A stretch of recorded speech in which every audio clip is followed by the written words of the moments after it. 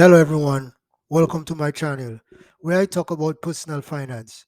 Today I'm going to talk about money moves during the Christmas season. Let's get into the video.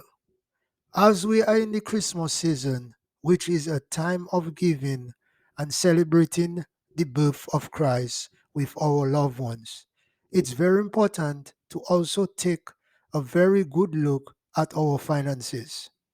During this time, there can be a temptation to spend on gifts for our loved ones to show them how we really love them.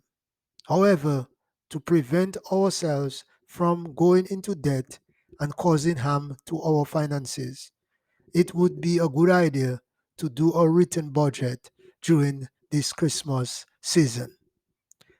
The advantage of the written budget is you will see where your money is going to and whether or not you can avoid certain kind of purchases. This will help to alleviate a lot of stress during this Christmas season because you will not overspend and get into debt.